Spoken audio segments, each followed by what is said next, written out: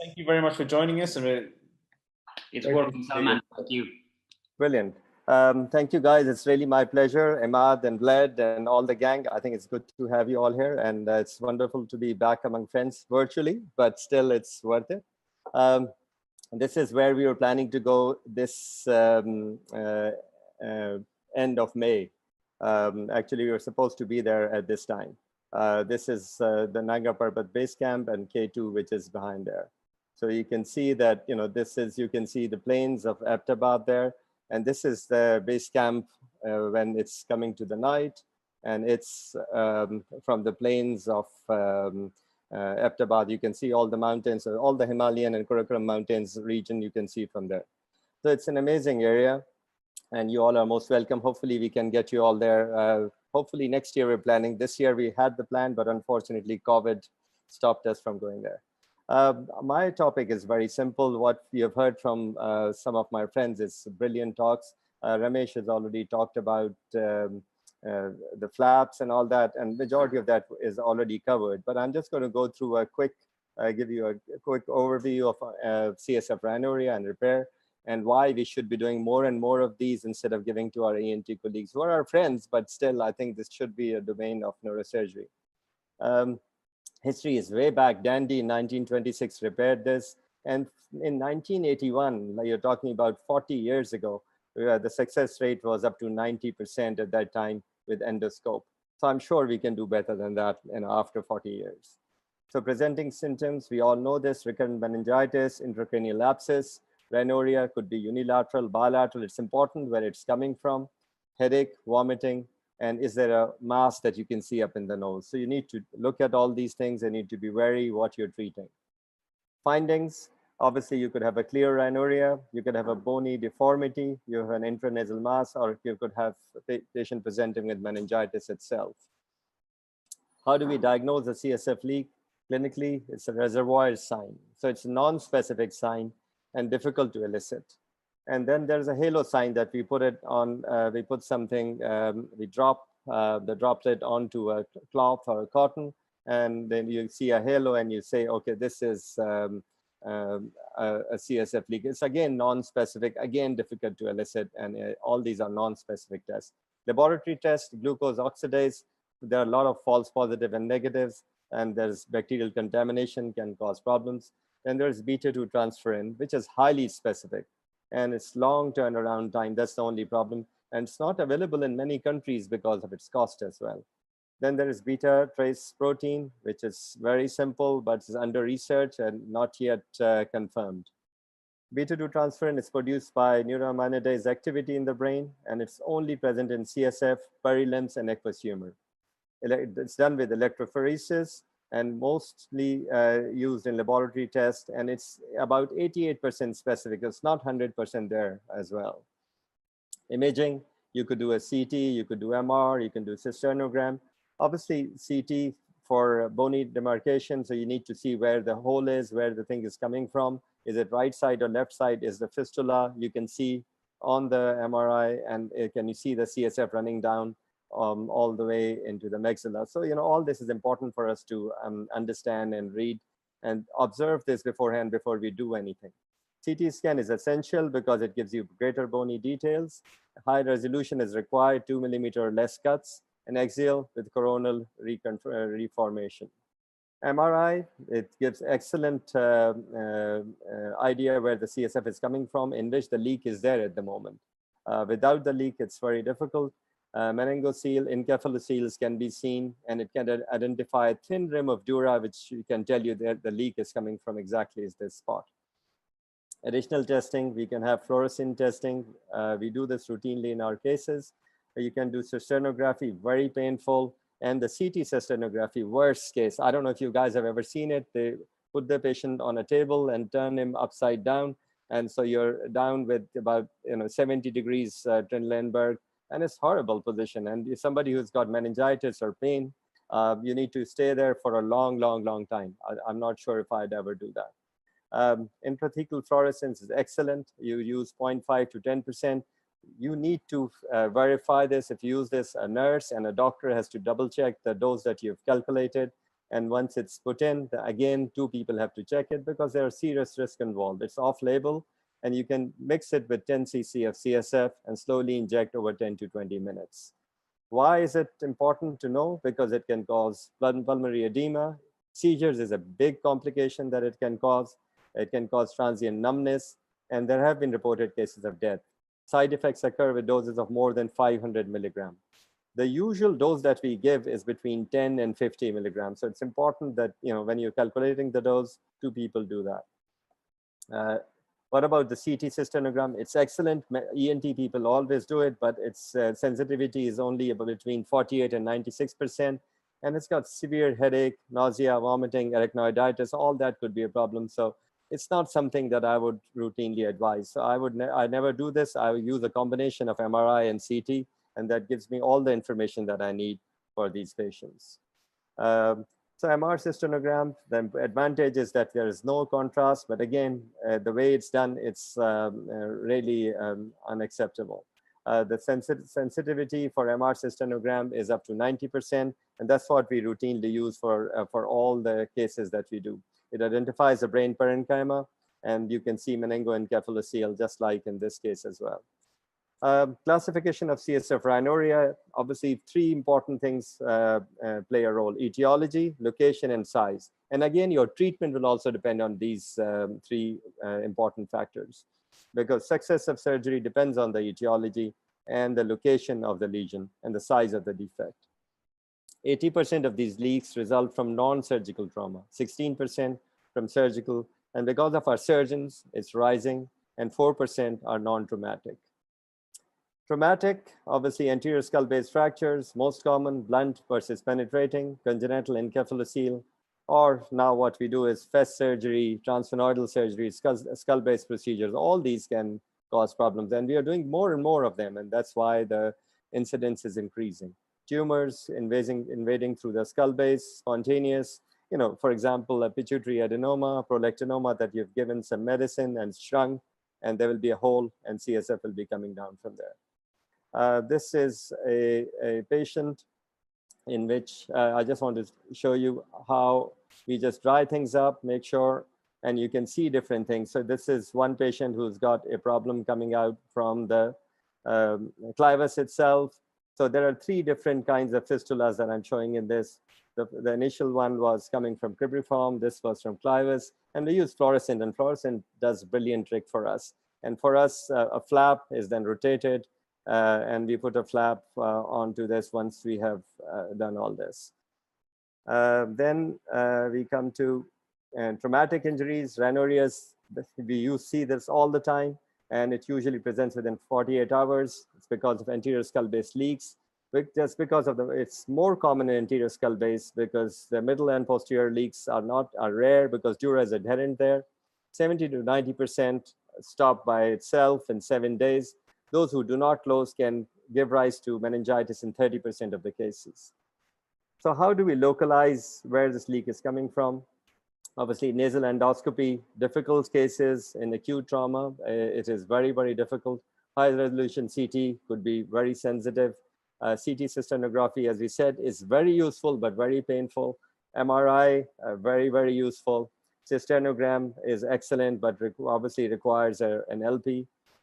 Itself, radionucleotide cysternogram are not done anymore. We used to put pledgets in the nose and see where exactly it's coming from. And now with intrathecal fluorescence, it requires an LP. I do it routinely in all my cases, and I'll tell you why later on. Sites of the lesions are important. Is it cribriform plate, ethmoid, frontal, sphenoid, multiple sites? It's important that if you find a site, always look for another site because 5% of the times there may be another site as well. CSF rhinorrhea following accidental trauma, 30% sphenoid, 30% frontal, and 23% cribriform and ethmoid. Iatrogenic, FES, we have already talked about skull base surgery, craniofacial resections, all these can give rise to problems. And Dan Kelly came up with this grading of CSF leak for pituitaries and cranial base defects. And basically they said if there was no leak, a weeping leak, you do not need to do anything. Grade 2 and grade 3 flaps or whatever methods you have, whatever you're comfortable with, you use those. Non-traumatic leaks, high pressure in half the time, and 80% result from tumor obstruction. Rest are from benign intracranial hypertension or hydrocephalus. We know that CSF leak, BIH, and MT-SELA, they have the same demographics and same clinical manifestations. So the question is, could this be just overlap of each other? And nowadays, more and more patients we think is because of their obesity, and we send these patients off for treatment by our general surgeons who are able to reduce their weight dramatically and then take away the pressure, and BIH is treated, and you don't need to do anything interesting there. Congenital is relatively rare, and it's present as can present as meningoencephalocele, that you can see the big meningoencephalocele here, congenital hydrocephalus, congenital skull defect, usually have a large funnel-shaped defect, and they could have normal ICP in these patients. Management obviously could be conservative. That's what you'd start with any of these, open or endoscopic. Obviously, depending on what kind of fracture you have, if you have something like this, I think endoscope is obviously a no-no here. Look at this eye sticking out. So all this is important for us. Basic anatomy, you need to know where the lateral lamella is and where the nerve endings are going from which the CSF can come in as well. Cristogali sometimes can evolve and give rise to it, and all that is important. Open techniques are for when you have got big tumors, big defects. Obviously, open tumors, open technique works very well. Endoscopic technique, most of the CSF fistulas are managed this way, varying techniques, varying graft materials, depending on your experience and the 3 factors that I talked about earlier. And there's a more than 90% success rate, majority of the time about 95%.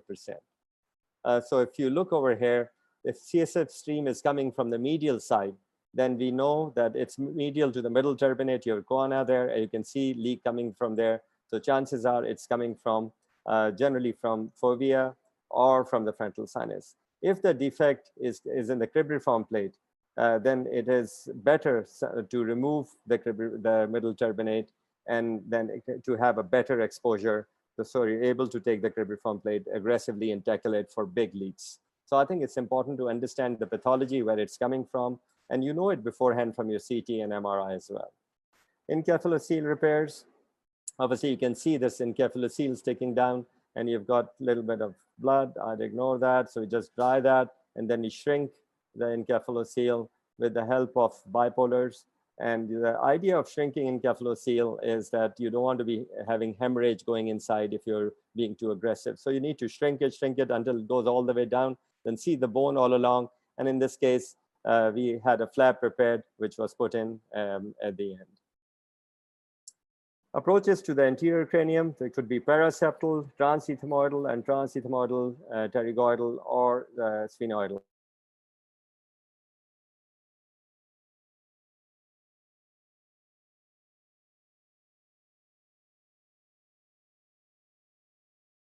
Area, and it's much easier doing it through the middle turbinate or right next to it, depending on if you think it's necessary.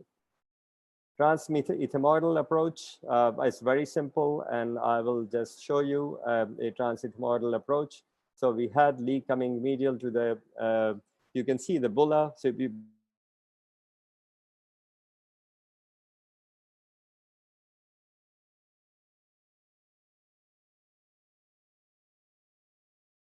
the internet is disrupted.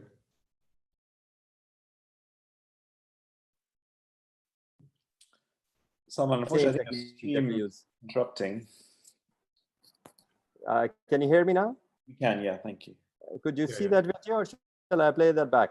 It was interrupted. We lost it. We lost it. Okay, so let me go back. Okay, can you see this now? Yes. Okay, yes. So ethmoid bulla, basically injecting local anesthesia there, feeling underneath, and then taking with a backbiter the ethmoid, and you can then see the leak itself coming from the roof, and then you rotate the flap. Graft material are varied, and depending on your choice and the location you're in and the facilities you have, you could use mucoperichondrium, you could have cartilage from the middle turbinate itself, conical cartilage, Many people use abdominal fat, mucosa, fascia, combined plates, and different types of flaps. Depending on what you have, obviously, how big a defect is, you're going to decide where exactly it is, you're going to decide what kind of flap you're going to use. The important thing is you always need to have a double or triple flap, or maybe a triple flap if at all possible, and you need to go all the way to the top. So if it's at all possible, extradural, or in some cases, underlay graft can be used to follow that. But I think many layers of graft is essential. Flaps or cartilage or perichondrium could be used on top of it. Multi-layer technique is the key. And for that, you need to have arachnoid plane reinforced with intradural fibrin glue or a soft inlay graft of any kind. Many people use just fat. Extradurally, you can remove dura by a bioabsorbable, all that can be replaced by a bioabsorbable material. Bone plane can be replaced with the autologous bone graft or turbinate. And Haddad vascular flap works very well, and it has brought the CSF leak in majority of these cases down from 30% to 4%. Reinforcing the reconstruction with the fibrin glue is applied over the bone mucosa after applying frame of Surgicel. And frame of Surgicel, the idea is you've got a frame and the Surgicel goes all around it. And this cavity is filled with fat. And some people would use a balloon to go on top of it. And these are the basic principles that we need to follow. Sometimes I used to use bath plug, and sometimes you do need to use that. So you put in a cotton or whatever material it is underneath the dura, and you've got a suture stuck to it. And just like bath plug, you plug it in, put it inside, and bring the plug all the way back, snug to the hernia there is. And so you have got a hernia like that. So you snug it there. And then you can use all the way up, and then you can use multi-layer closure. So this is another technique which is very good, and fat can be used, fascia can be used, or any kind of material you can use. Then you can have a sinonasal cavity graft on top of it. So you can use bath plug or a repair of some kind in here, a repair underneath, so you can have a dural repair. So many layer closure, it's important for us when we're replacing this. So then you can have an intradural underlay technique in which you can put a graft there. I many times use Tacoseal, which has got a dura on one side and it's got glue on the other side, and it's excellent and works very well for majority of our cases. So then you can have an epidural underlay technique. So there are many techniques you can do depending on how big the graft is and what kind of space that you've got. Then you've got a turbinate graft, which is successfully applied in many cases. So you can use middle turbinate, lower turbinate, all that can be used. So I'm not going to go into detail of a paper. So they have got a flow chart in which you've got, when you've got clinical suspicion, use beta-2-transferrin if it's available, and clinical assessment, and then observe and majority settle down. In some cases, obviously you do MRI, CT, or CT cysternogram, or you can have a higher resolution CT and then manage accordingly. Anterior skull base defects, obviously depending on how big is the size of the defect. Small defects can be closed with a free graft or a flap. Leaks in cribriform plate can be repaired using 2 to 3 layers. Fibrin glue or sealant is routinely used, and you can use a dissolvable packing. Lateral skull base, you need multi-layer. You've got repair material like autologous, temporal fascia. You can use a mixture of bone, some kind of tissue fibrin glue, and blood. And you can use that. Duragen Integra also works very well here. And you can use different flaps. Obviously, there are disadvantage of a risk of infection in 5% of these cases. So recipient bed has to be prepared by removing the mucosa, widely expose the defect. You may drill the bone around to make it raw so that your graft gets stuck to the bone, and any encephaloceles must be reduced as shown before. Already, this flap idea was shown earlier by Ramesh, and I'm just going to show quickly how, this flap. So we rotate the flap, bring it up, and then we also use the reverse flap at the same time. And you can see now we are trying to get the reverse flap back into our area, and just you bring it out, and then you bring it down all the way into the choana. So this is a case with a huge defect, and this was done through the nose again, although the defect was big. But again, what we did was identified, found all the 4 layers, and the flap was rotated around. And this is a post-op scan a month down the road of that patient. So predictors of success: good preoperative workup.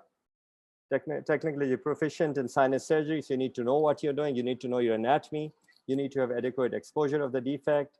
And you need to choose the optimum procedure based on location, based on the size of the defect, and if it's a high flow or a low flow problem.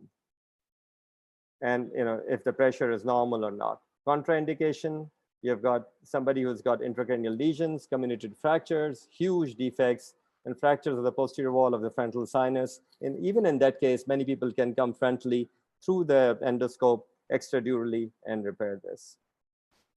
In conclusions, it's all teamwork. You've got beta-2 transferrin, imaging to localize the defect, endoscopy successful more than 90%, and patients require close follow-up for resolution of rhinorrhea.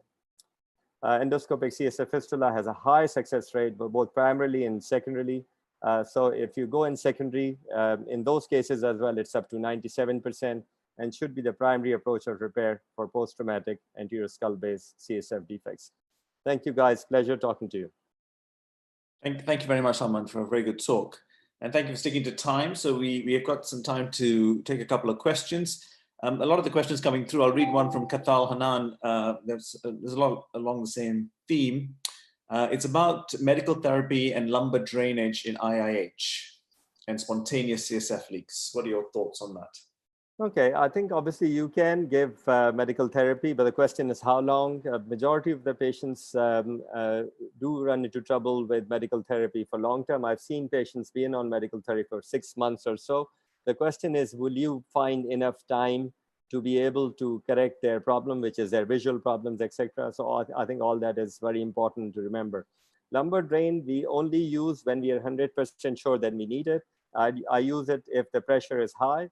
I use it very, very rarely when I failed first time. I use it in big defects, but generally I don't use it. The problems is the nursing care of lumbar drain is very important. How much you're draining every hour, clocking of lumbar drain output is important. And you've seen patients with pneumocranium who run into trouble if lumbar drain is excessively used. I also wanted to point out that with high pressure leaks, what we do is the idea of doing a lumbar puncture and putting in fluorescent is that we look at the pressure at that time. If the pressure is high, I would do a lumboperitoneal shunt first, and then I would fix the leak. And with that, our failure rate has really disappeared. The reason all these patients were failing were because they were high pressure leaks, all obese ladies in their 40s. So I think it's important that you remember that as well. Well, interesting. There's been a question on what do you do in flap failure? If you do have one, what do you do? Yeah, I think, obviously with flap failure, there are multiple things that we can do. It depends on what kind of failure it is. As I said to you, the magic thing that has come recently, I have no interest in that, but it's a thing called Tacosil, which has a dura on one side and which has glue on the other. And using that primarily from inside with the flap, we have reduced the problems to less than 1% in the last 2 years of our patients. And we are just writing that up. And once, we're able to show that quite clearly that we're able to do that. So our flap success rate is pretty good. Our ENT guys do not do this. I do it myself with one of our colleague who trained with ENT. And he's pretty good with these flaps and he's able to extend. What we have done is in the 2 flaps that we had failed, we used middle turbinate and we extended that flap. And we used Tacosil underneath and we redid the whole thing again. And both of them, and with a lumbar drain, both of them did not give us any trouble afterwards. Okay, so that's for Sergey who asked the question. I hope that answers it. Is a more extended flap, adjuncts like Tacosil, which we also use, lumbar drainage can all be considered. Well, thank you very much, Salman.